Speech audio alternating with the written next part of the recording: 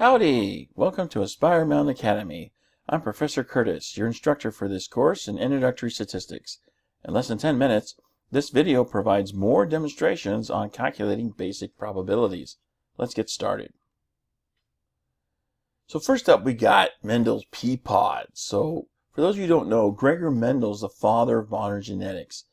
But he wasn't a scientist per se. He was actually a monk who lived in Austria in the late 19th century. And he experimented with peas in his garden, and he tried to publish the results of his experiments so that the wider scientific community could be aware of his work. But they looked at him and said, yeah, you're not a scientist, you're a monk. Why don't you go back to your monastery and pray?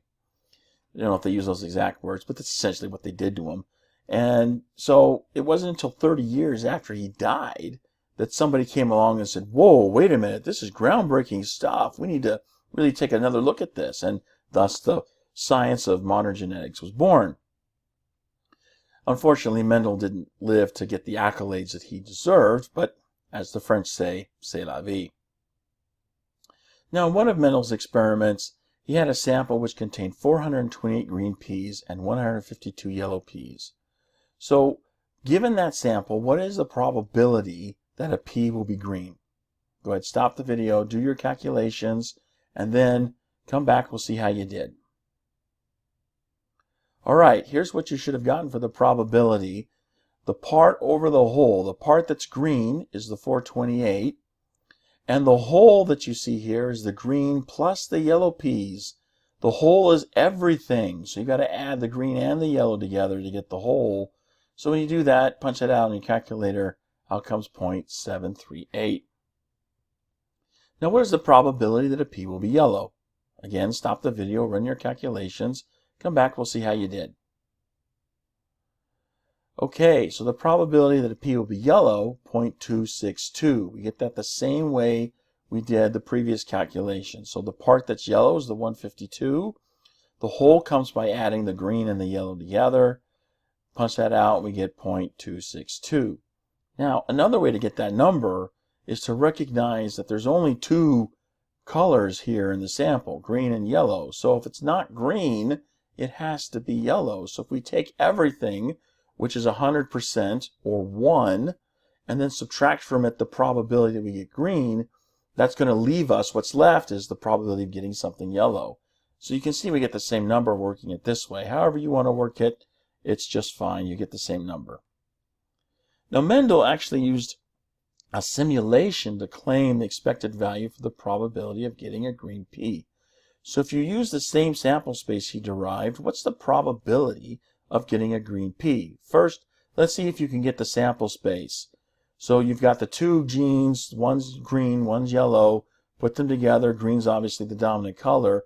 What sample space will you get? Stop the video, do your calculation, come back, we'll see how you did. Okay, here's what you should get, something that looks like this. So you've got 4 possibilities there in your sample space.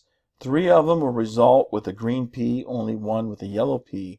So then what is the probability of getting a green pea? You should be able to look at this and say, yep, the probability is going to be 3 over 4. So the part over the whole, the part that's green is 3, there's 4 total, 3 over 4, or 75%.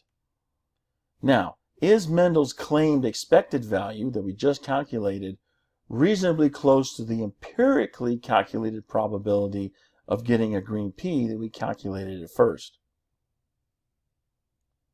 I hope you're able to just look at those numbers and say, yep, 0.75, not far from 0.738. They're in the same neighborhood, reasonably close to each other. Here's our next example. Look at an employment drug testing. If you've worked for a large company for any length of time, you know that you have to take these random drug tests in order to stay employed. So here's a sample that we have in the table below showing a recent drug test at a large company. So first we're going to know what's the probability of selecting someone with a false negative. A false negative, if you don't know, is someone who uses drugs but tests negative for them. Stop the video, calculate your probability, come back, we'll see how you did. Okay, the probability of a false negative is going to be 0.9%. And the way we get that is by taking the part over the whole. The part is the 5. This is the number that come from those who use drugs but have a negative test result. That's your false negative. The whole we get by adding all 4 numbers in the table together. We get everything added together. That's your 555. Divide it out, we get 0.009. Now, what's the probability of selecting someone with a false positive? A false positive is someone who doesn't use drugs but tests positive for them anyway. Again, stop the video, do your calculations, come back, we'll see how you did. Okay, the probability of a false positive is going to be 4.5%. We get that the same way we did previously. So here's your part, the subjects who don't use drugs but test positive, that's a false positive. That's the part. The whole again is everything, so that's the 555, 4.5% when we divide through. What's the probability of selecting someone who does not use drugs? Again, stop the video, check your calculations, come back, and we'll see how you did. Okay, the probability of not using the drug is going to be 91%. So the subject doesn't use drugs. That's the part that we want. That's the whole row, because this whole row is contained with people who don't use drugs. So we want to take the 25 and the 480, add it together. That's our part. The whole, of course, is everything added together. We divide out, we get 91%. Now suppose the same employee out of 1,200 total employees is required to participate in a randomly selected drug test 3 times within the same year. Does this employee have cause to believe the company suspects him or her of drug use? Well, to answer this question, you're going to need a tool that you haven't been given yet, and it's called the multiplication rule. So I'm going to run through this for you. This is something that actually happened to me when I was working at an industry. And I could do the math, which I'll show you here in a minute, and showed it to my manager and said, hey, this isn't random. What's going on here? So here's how you calculate that.